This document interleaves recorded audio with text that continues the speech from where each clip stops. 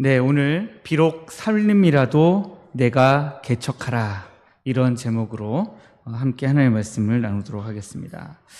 오늘 수요 저녁 예배에 오신 여러분들을 주님의 이름으로 환영하고 축복합니다. 여러분, 오늘 본문을 묵상하기에 앞서서 여러분들 잘 아시는 달란트 비유 잘 아시죠?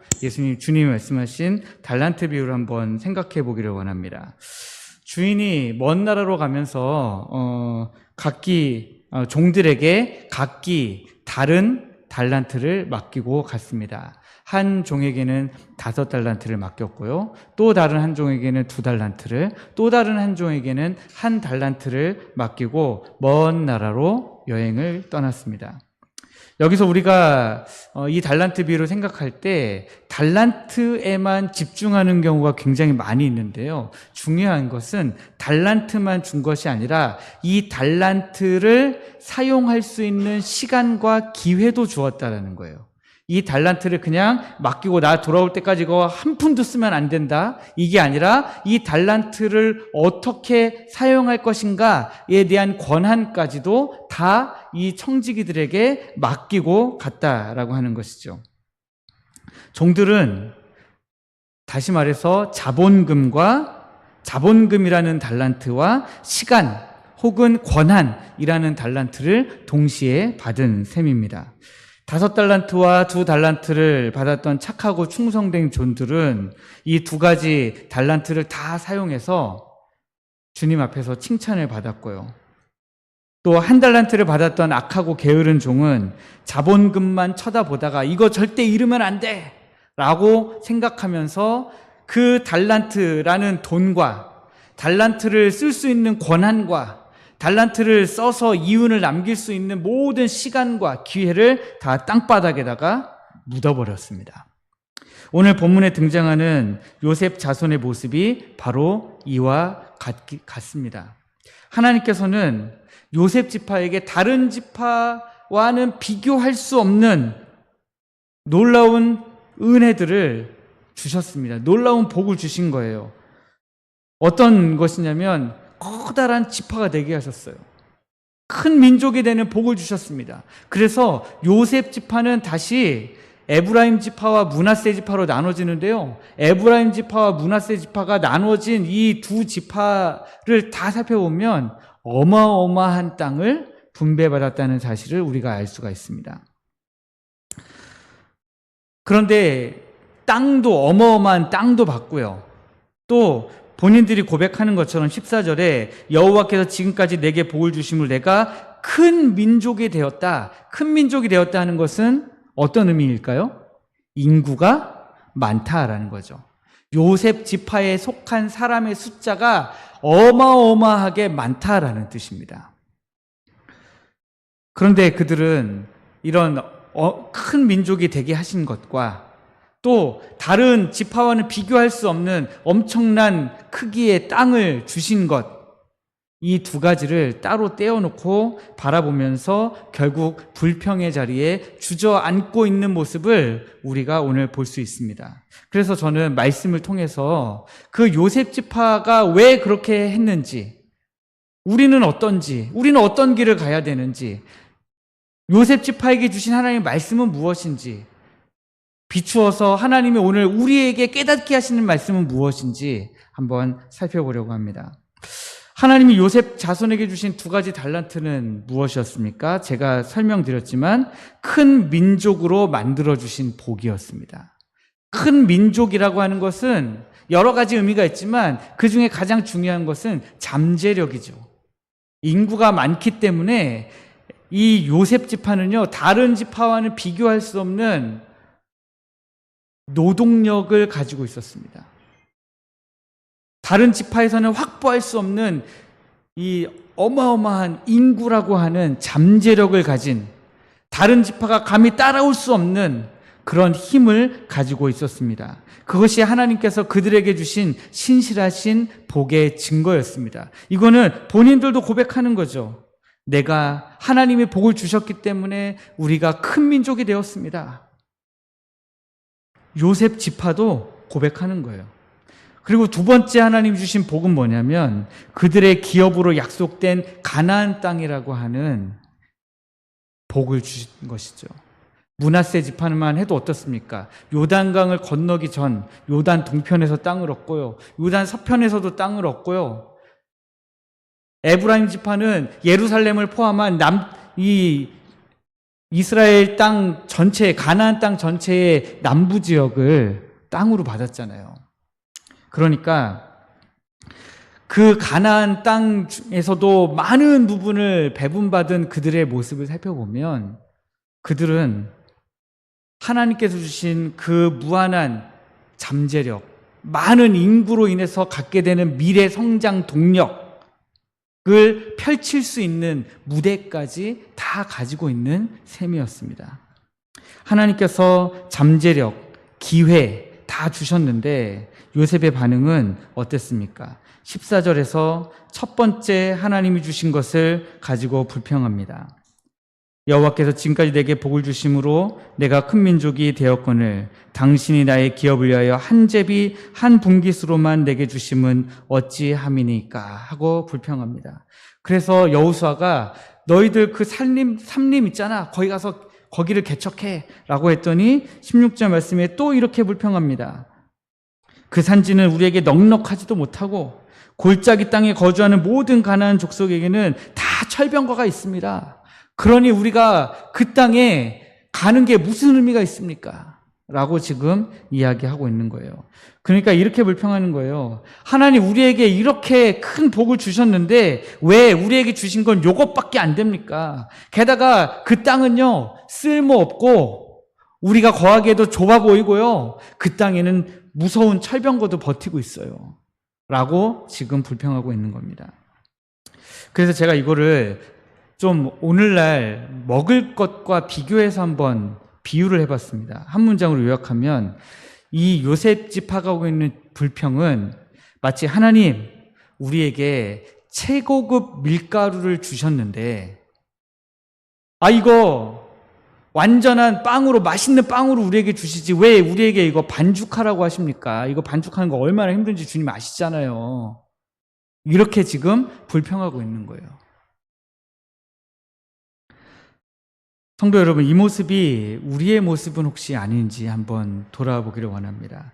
하나님께서는 우리에게도 두 종류의 달란트들을 보통 주십니다. 우리에게 건강과 재능, 시간이라고 하는 복을 주시죠. 제가 방금 말씀드린 것처럼 밀가루 혹은 잠재력 같은 것들을 주십니다. 동시에 우리가 섬겨야 할 가정, 교회, 이웃, 우리에게 동시에 허락해 주십니다. 그런데 우리는 이 두 가지를 어떻게 대하고 있습니까? 하나님이 종종 나에게 주신 이 모든 것들은 다 하찮게 여기면서 또 동시에 내가 주님의 말씀을 붙들고 나아가야 되는, 섬겨야 되는 대상들에 대해서는 하나님 저거 해봤자예요. 이거 해봤자예요. 이거 이렇게 해봤자 아무런 유익도 없어요. 이거 이렇게 해봤자 저 사람 더 안 좋아지기만 합니다. 하면서 그렇게 우리가 하나님이 주신 이 모든 것들을 다 그냥 날려버리고 있는 거죠. 한 달란트 받은 사람이 달란트 받은 것도 무시하고 이걸 가지고 할 수 있는 모든 시간과 기회와 권한도 그냥 땅바닥에 묻어버린 것처럼 우리도 그렇게 하고 있다라는 거죠. 하나님께서 우리에게 잠재력이라고 하는 밀가루, 최고급 밀가루를 주신 이유가 바로 요셉 지파가 받았던 그 땅에서 믿음으로 반죽해서 정말 맛있는 빵을 만들도록 하시기 위한 것인데 우리는 그 반죽의 과정은 쏙 빼고 너무 힘드니까요. 밀가루가 묻으니까 쏙 빼고 하나님 빵을 주세요, 빵을.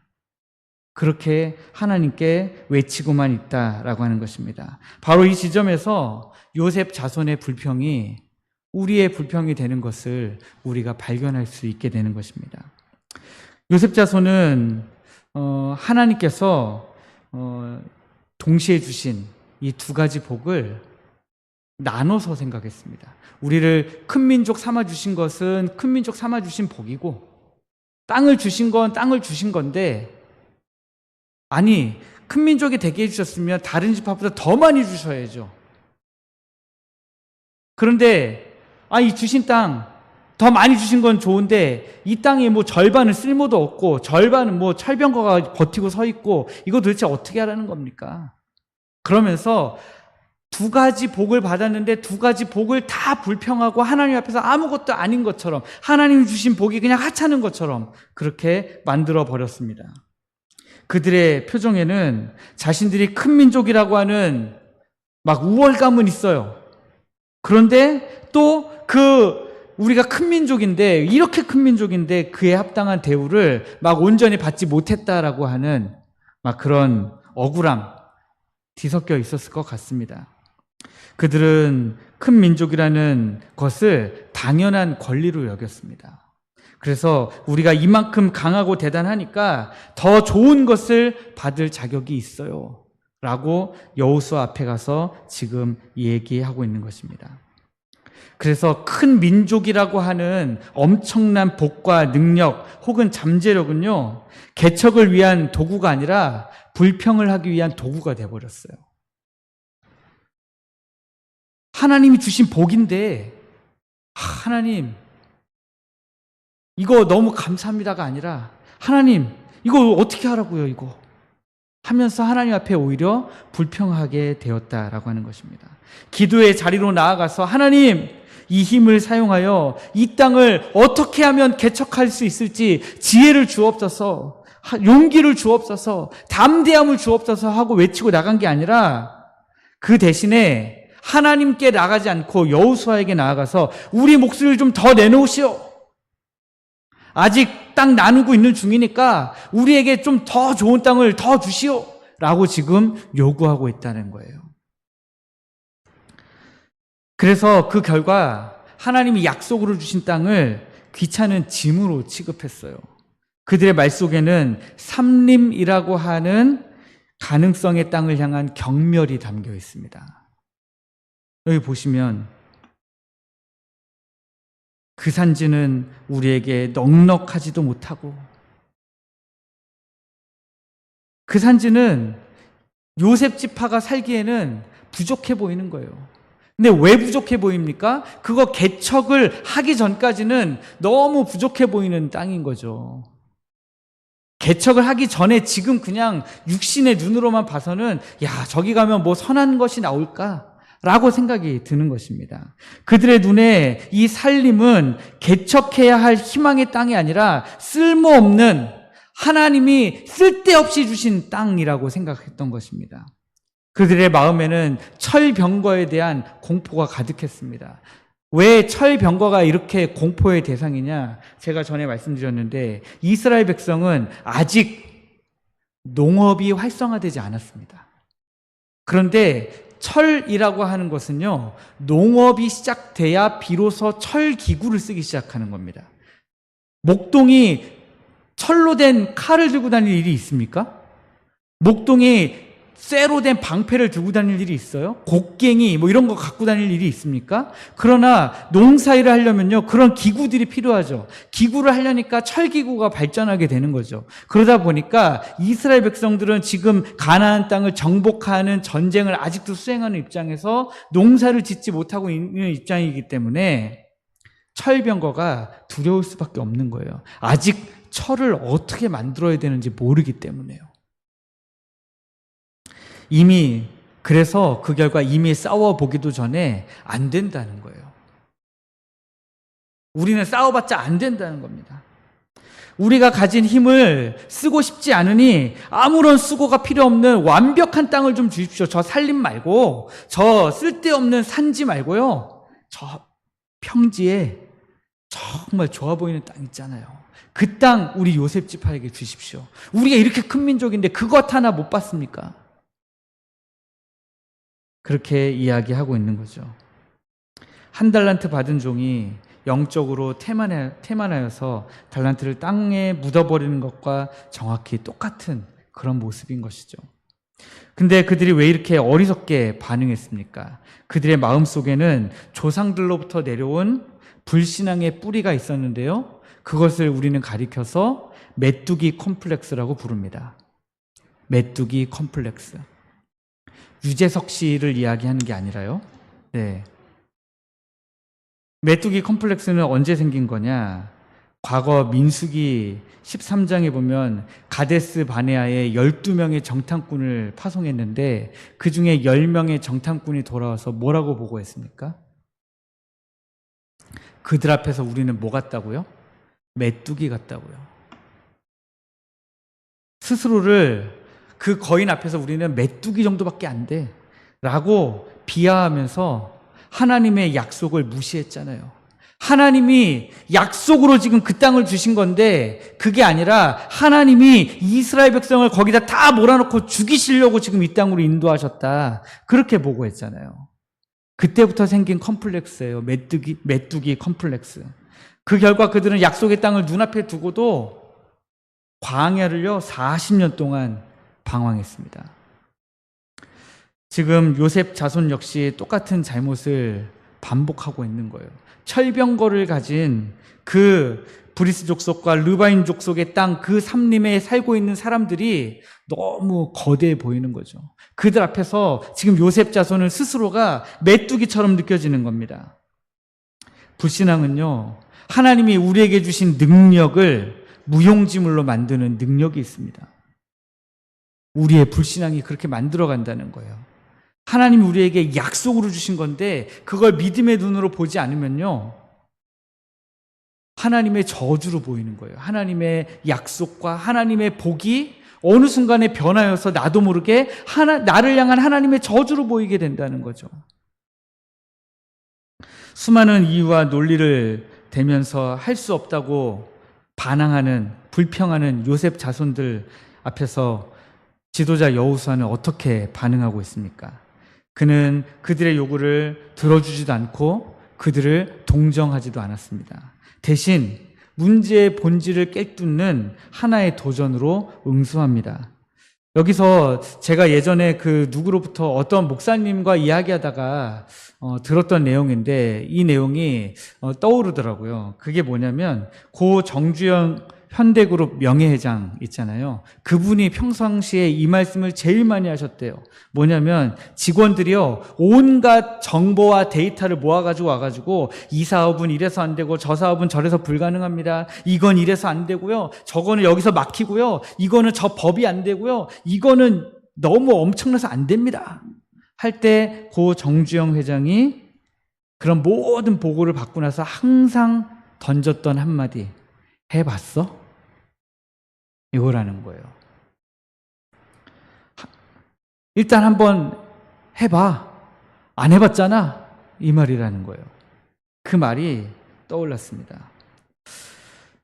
이 질문 앞에서 그 어떤 똑똑한 이유나 변명도 소용이 없겠구나 라는 생각을 이 말씀과 같이 묵상이 되었습니다.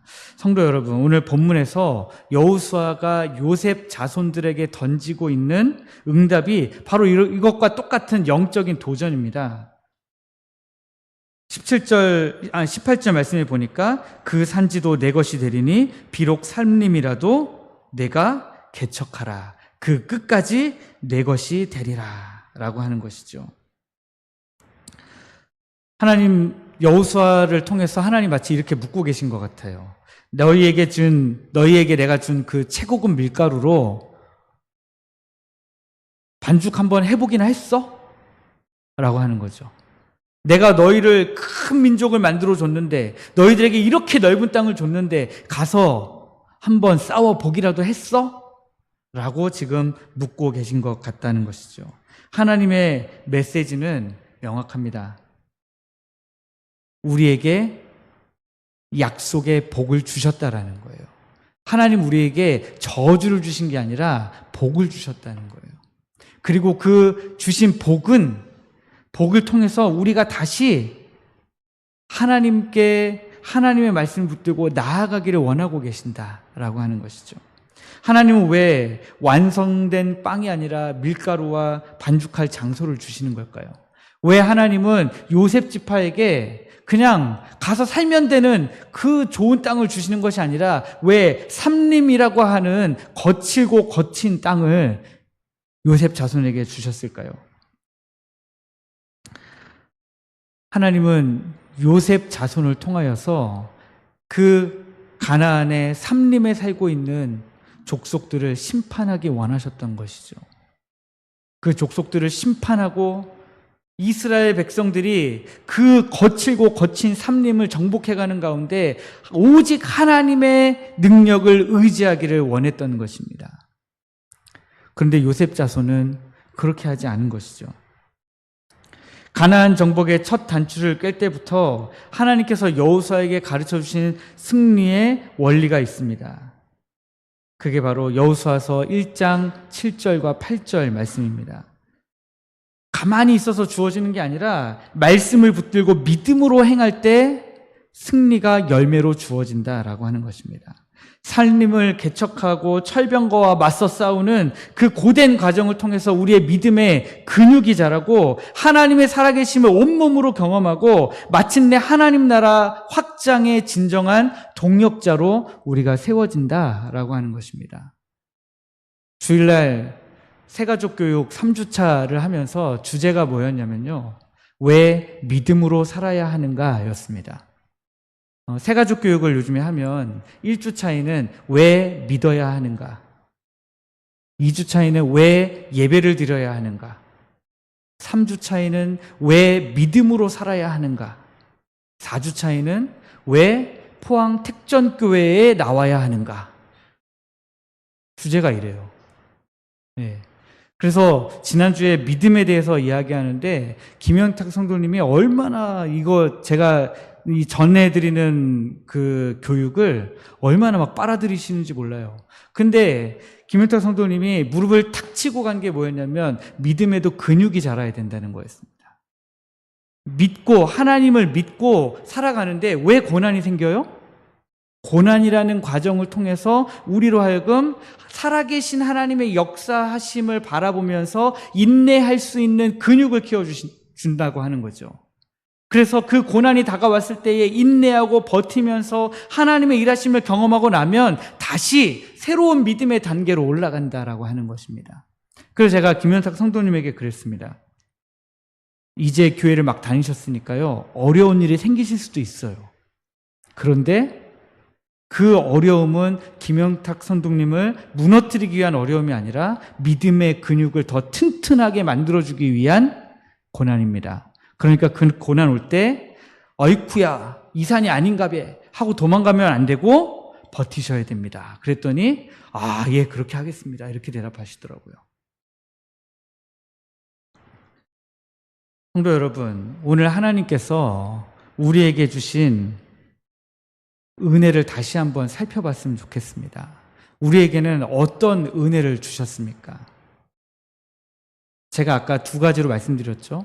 우리에게 하나님이 건강이라는 복도 주시고, 또 건강하지 않으신 분도 계시지만 또 어떤 분들은 또 재정적인 여유를 주신 분들도 있고, 이도 저도 아니면 또 가정을 또 허락하신 분들도 있고, 이것도 저것도 아닌데 하나님 또 다른 재능을 주신 분들이 있고, 이것도 다 아닌데 또 기도의 은사를 허락하신 분들이 있고, 또 기도하는 자리를 소중하게 여기는 마음을 하나님이 주신 분들도 있습니다. 중요한 건 하나님이 한 분도 빠짐없이 달란트들을 다 주셨다는 거예요. 받은 달란트의 개수의 차이가 날지는 모르지만 안 받은 사람은 없다는 거예요. 그런데 그 받은 달란트들을 가지고 우리가 그러면 이제 뭘 하고 살아야 되냐? 우리의 가정을 섬기고, 우리 이웃을 섬기고, 우리 교회를 섬기고, 우리 복음을 섬겨야 된다는 것입니다.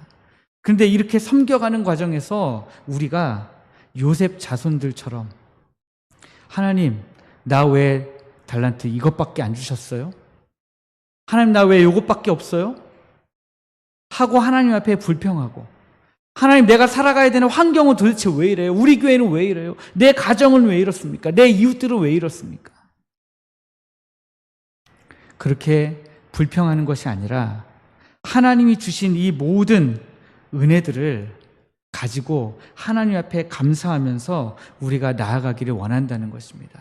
우리가 담대한 마음으로 신앙 생활을 해야 되는 것입니다.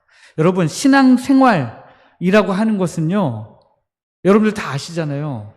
내 마음과 내 뜻대로, 내 생각대로, 내 경험대로 살아가는 게 아니에요. 하나님 앞에 내가 가진 것들을 다 내려놓고 포기하는 겁니다. 내 것을 억지로 주장하지 않는 것입니다. 나만 맞다고 손드는 게 아니에요. 하나님 앞에 겸손함으로 나아가는 것입니다. 하나님, 저 삼림일지라도 개척하기 정말 까다롭고 거기에 사는 적은 무섭고 강할지라도 하나님, 내 생각으로는 저기 가면 안 돼요. 그런데 하나님께서 함께 가시면 이길 수 있습니다. 개척할 수 있습니다. 믿음으로 나아가는 그것이 바로 신앙생활 아니겠습니까? 여러분, 제가 15장에서 몇 장에서부터 건너뛰었습니까? 14장에서부터 제가 건너뛰었는데 계속 한번 보십시오. 지파들이 땅을 분배받는데요. 분배받을 때마다 어떻게 됐습니까? 15장에서 건너뛰었네요. 분배받을 때마다 16장 10절 보십시오. 그들이 게셀에 거주하는 가나안 족속을 쫓아내지 아니하였으므로 가나안 족속이 오늘까지 에브라임 가운데 거주하며 노역하는 종이 되었더라. 또 17장 12절 보십시오. 그러나 므낫세 자손이 그 성읍들의 주민을 쫓아내지 못하매 가나안 족속이 결심하고 그 땅에 거주하였더니 이스라엘 자손이 강성한 후에야 가나안 족속에게 노역을 시켰고 다 쫓아내지 아니하였더라. 왜 못 쫓아낸 겁니까? 지금 다 계속 못 쫓아내고 있어요. 앞으로도 계속 못 쫓아낼 거예요. 다른 지파들도. 왜 못 쫓아내고 있습니까? 가나안 땅 정복을 시작할 때는 하나님의 말씀대로 지금 가고 있어요. 여호수아라고 하는 어마어마한 지도자 밑에서 그가 하나님 앞에 받은 말씀대로 순종해서 다 같이 가고 있는데 지파별로 흩어져서는 그렇지가 않은 거예요. 지파별로 흩어지면서부터는 각각 자기의 소견에 벌써 옳은 대로 행하고 있는 겁니다. 그래서 가나안 족속이 결심하고 그 땅에 거주하였는데 17장 13절 보니까 이스라엘 자손이 강성한 후에야, 강성하면 뭐 해야 돼요? 강성해졌으면 뭐 해야 됩니까? 쫓아내야죠. 쫓아내야 되는데 쫓아내질 않고 뭐 해요? 노역을 시키고 다 쫓아내지 않았대요. 이거는 신앙적인 겁니까? 비신앙적인 겁니까? 비신앙적인 거예요. 내가 내 힘이 길러질 때까지 기다려가지고 내가 원하는 대로 했다는 얘기예요. 자기 하고 싶은 대로 했다는 거죠. 이 가나안 족속이 안 쫓겨나졌으면 내 힘이 부족하다고 생각하는 거예요. 흔히 여러분들 그런 얘기 많이 하시죠. 뭔가 잘 안 됐을 때, 아유, 제가 기도가 부족해서요. 이런 얘기 많이 하시죠. 근데 저는 그렇게 생각하지 않습니다. 성경의 그 어디에도 기도가 부족해서 그렇다, 할 수가 없었다, 이런 얘기가 써져 있지가 않아요. 지금도 이스라엘 백성이 기도가 부족해서 못 쫓아낸 게 아니잖아요. 중요한 건 신앙을 가지고 하나님 앞에 나아가지 않았기 때문입니다. 하나님을 의지하지 않았기 때문에 그렇습니다. 가나안 민족을 쫓아낼 수 있는 방법이 내가 강성해져야만 된다고 생각했기 때문이에요. 지금 요셉 지파도 마찬가지입니다. 내가 강성해야 저 삼림에 살고 있는 족속들을 쫓아낼 수 있다고 생각하는 거예요. 그러나 여러분, 우리가 신앙의 눈으로 보면 내가 강성할 필요가 없잖아요. 지금 이스라엘 백성이 강성했기 때문에 가나안 땅을 침공해서 여리고성, 아이성 막 지금 다 정복해가고 있는 게 아니지 않습니까? 이스라엘 백성은 여전히 연약합니다. 제가 계속 말씀드렸지만 이스라엘 백성은 지금 온 가족을 이끌고 전쟁을 나가고 있습니다. 가족과 함께 나가는 전쟁이 세상에 어디 있습니까? 그런데도 불구하고 계속 이겨왔잖아요.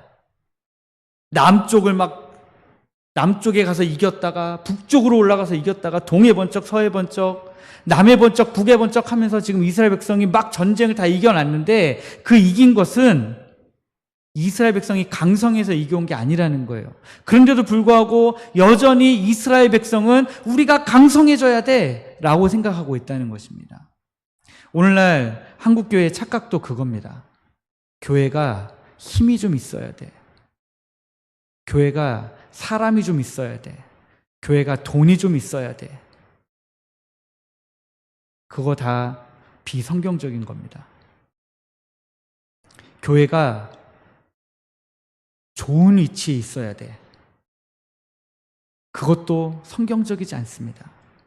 중요한 것은 우리가 얼마나 하나님 앞에 하나님이 기뻐하시는 모습으로 서 있느냐라고 하는 것입니다. 그것이 안 돼 있으면요, 비록 삼림이라도 내가 개척하라 라고 하는 이 말대로 우리가 수행할 수가 없는 거예요.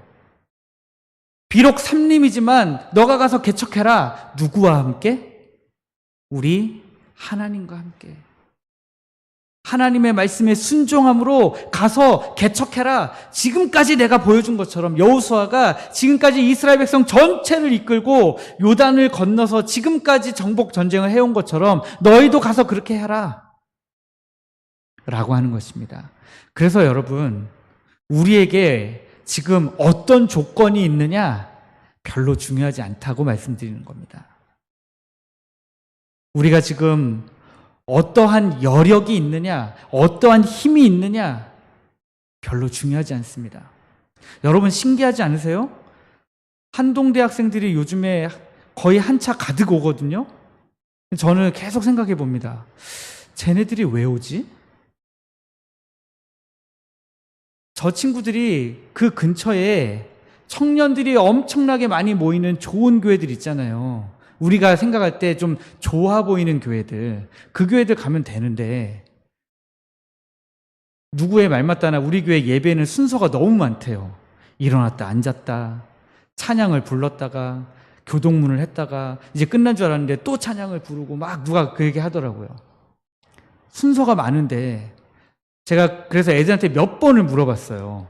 너네는 우리 교회 예배 순서 괜찮니? 왜? 저희는 너무 좋은데요? 네. 저희는 그 아이들 말이 그런 거예요.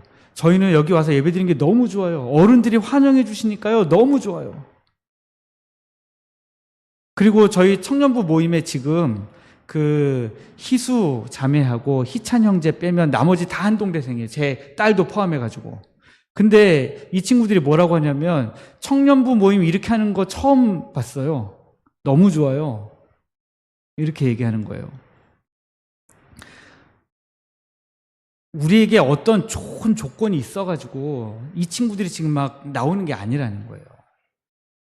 가든 파티 하는데 이번 주에는 이제 청년들이 많이 못 올 것 같은 상황이지만 10월 18일에는 이제 어부들하고 5구역 가든 파티잖아요.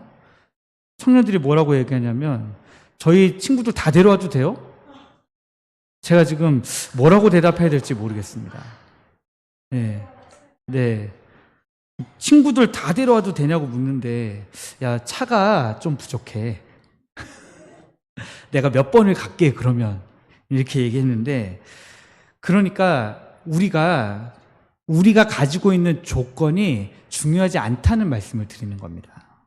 중요한 것은 우리가 얼마만한 믿음을 가지고 하나님의 말씀에 순종하면서 하나님이 주신 복을 누리면서 감사하면서 나아가냐라고 하는 거예요.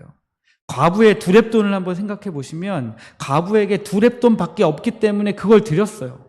자기가 드릴 수 있는 걸 드린 거예요. 핵심은 그거죠. 우리도 그냥 우리가 드릴 수 있는 걸 드리면 됩니다. 드릴 수 없는 걸 억지로 다 끌어와가지고 드리라는 것이 아니라 우리가 드릴 수 있는 것은 하나님 앞에 최선을 다해 드리자라고 하는 거예요. 그래야 여기 말씀에 비록 삼림이라도 내가 개척하라. 너희들이 비록 어려운 상황이지만 가서 순종해라.